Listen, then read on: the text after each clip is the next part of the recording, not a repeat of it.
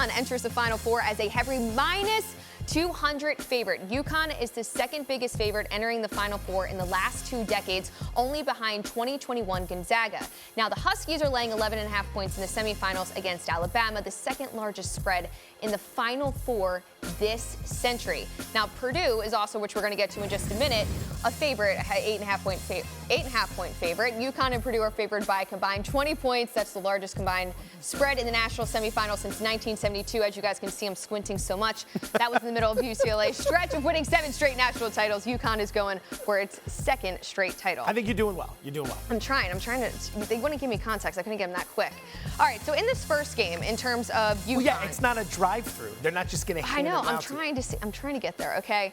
All right, what do you like? I'm looking towards taking the points with the Wolfpack. I don't know how you couldn't take the points in this one. It just feels like with what we're seeing so far in this stretch. They beat Duke, Marquette, Oakland, Texas Tech. This has been absolutely crazy how good NC State has been. Take a look at this graphic right here. Now, we're laying points in the ones in which they didn't cover. So if we take a look as they are as a dog, this is just one of those games that I think they will be able to be successful. Now, if Purdue in this one, for example, does get hot from 3, I would be a little bit concerned because NC State's middle of the pack in terms of defending that.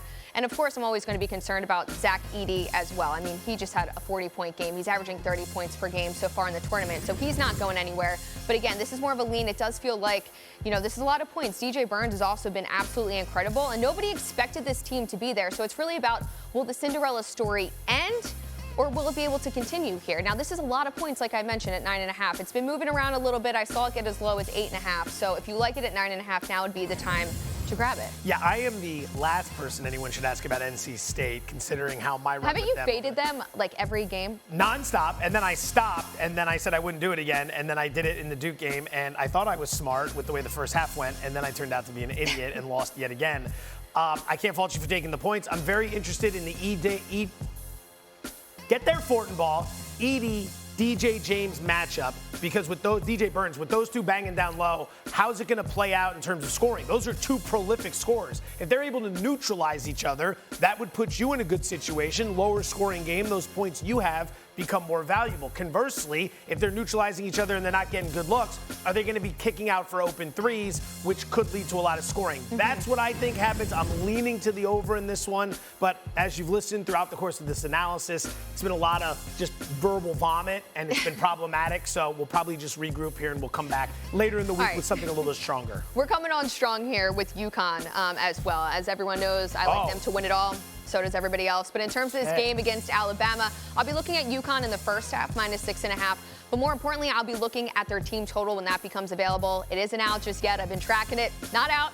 But I do think that they could be able to hit over that because we know Alabama, they like to play fast, which fortunately UConn's going to have to keep up with that. And also Alabama's been allowing a ton of points so far in this tournament. They're allowing 82 points per game so far. And if we look at the total, it was 162.5. It has come down to 160.5, which is quite intriguing. But again, I'll be attacking the team total for UConn. I think they would go over it. And also, I do expect them to jump out in this game. They've been doing that so far. Now, the numbers are a little bit skewed in the first half because the first 2 games, I mean, they were absolutely dominant. They were holding opponents basically no points, it felt like. Dominant all year. I mean, yes, picking a very good team here. This will all come down to the tempo of the game, whether or not UConn is able to slow it down and stay away from falling into Nate Oates' trap, which is playing his game rather than your own game. That's what befell North Carolina. That's what crushed them in the second half. On top of that, how hot will Alabama be in the first 20 minutes from 3-point range? They love to bomb the long ball. If they get hot early, it's going to be tough to cover this spread. But if they're cold early, you're going to have no prop. So I think this is a wide variance for outcome here. It's all going to depend on the 2 things we just discussed. Good luck to you. You got 6.5. You got it with the best team in the country. You're laying there. I mean, it's not going to be the least bit surprising if they come out and look very good. Having a week to game plan for Nate Oates and Alabama's offense, that's a good thing for Dan Hurley and UConn. I'm also interested in the most outstanding player market. You could be looking at this in case you don't want to take futures in terms of UConn to win it all because they are minus 200. So if we take a look at the board right now, look how many Huskies are on that to potentially be able to win it. It's absolutely insane. Of course, Zach Edey's up there with Donovan Clingan. But if you like Purdue to win it all, you could also look at a guy like Zach Edey. I don't think that would be the worst idea. It'll come down to what you think the spread would be in the Purdue-UConn matchup should it happen. I talked to a couple guys in Vegas yesterday who projected UConn minus 5.5. So then you got to start converting money lines and figure out what the best plan of attack is in terms of getting the best price. But I mean, when you look at UConn, being a minus 200 favorite, would you be? You've been on UConn nonstop. Would you play one of their players at most outstanding player before you'd lay the 200? You could, but the problem here is it feels like it could go to any of those guys that way. It's basically who would have the best game in that national championship game to then go on and win it. So, I mean, I think any of them are worth a look. But again, I mean, if you're playing futures, you kind of wish you had it before right now. Talking about it, sometimes there's value. The way Klingen's played defense, yeah, I know you've been dancing yeah. around that a little bit. I think that might be a good move for you. All right, well, we bring back Anita here. What's a market you're looking at?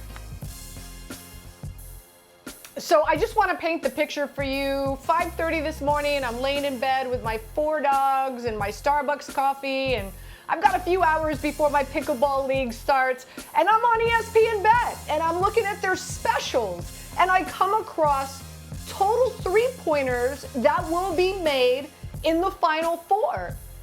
And the number is 30.5, and I said, wait a minute.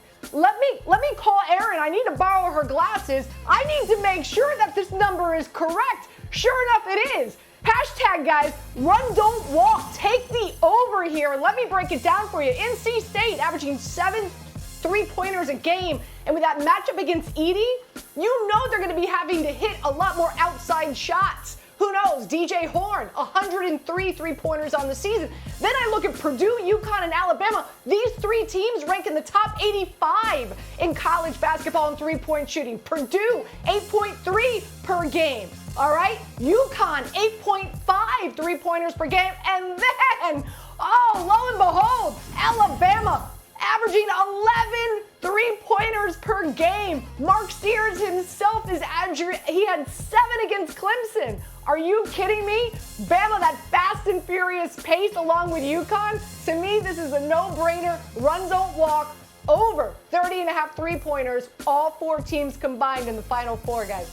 The best part about that bet is the way that you found it, knowing all the optics and the Starbucks. I'm sure you had dogs all around you and having a good time trying to find this in the morning. We also know that you've been doing an experiment on underdog money lines in the tournament. Where does that stand? Yeah, so, all right. So if you did not tune in prior to the tournament starting, I had an experiment which I guaranteed would win. I know, my bad. But this is what I did. I took $10 and I put $10 on every dog money line. Okay, $10 on every dog money line. Here's where it went wrong. In the second round, guys, only 1 dog won, and that was Clemson. Just marinating that for a minute. So right now I'm heading in, and I still have a chance. NC State money line is plus 325. Alabama money line is 5-1. I'm down $90. I'm just saying, guys, there's still a chance. If both those teams pull an upset, I will now only be down $7 if the dog wins the championship, then the guarantee hits. I'm just saying, there's still a chance. Yeah, it sounded like such a bulletproof plan when you laid it out. I'm shocked to find you in this situation now, but still an opportunity here, Anita. Still an opportunity. Always an opportunity. I know a lot of people are doing this online, and some people, man, they're down way worse. But the women's Final Four is set after Iowa and UConn won yesterday. They will join South Carolina and NC State in the Final Four. It's the first time in NCAA history that multiple schools send both their men's and women's teams to the Final Four, as NC State and UConn both accomplished that feat. South Carolina remains the odds-on favorite to cut down the nets. The Gamecocks are minus 225 favorites. The field is set at plus 165 at ESPN Bet, led by Caitlin Clark in Iowa at 3-1. UConn is next at plus 750 as the Huskies seek their record 12th national championship. NC State is a long shot at 12-1. Now, South Carolina is a double-digit favorite over NC State in the first semifinal on Friday. Last year, the Gamecocks lost as a 10-point favorite against Caitlin Clark in Iowa in the semifinals. Iowa is in the late game against UConn in a marquee matchup between Caitlin Clark and Paige Beckers.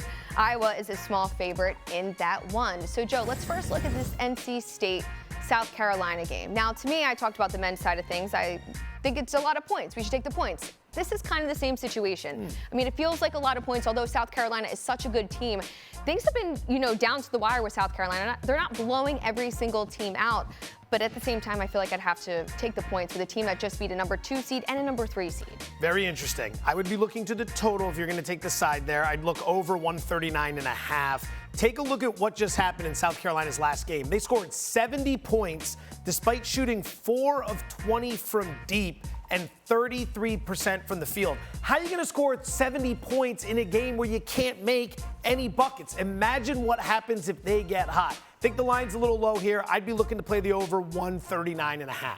Okay, and then we got this UConn-Iowa matchup. Man, this is going to be such a good one. Not as good as the LSU one, but this is going to be a good one with It's Paige got a lot of and potential. Caitlin Clark. Did you Gino Auriemma snubbing Caitlin Clark, Ooh. not offering her a scholarship, not even visiting her, and that's Not the only even place she visiting wanted her. to go.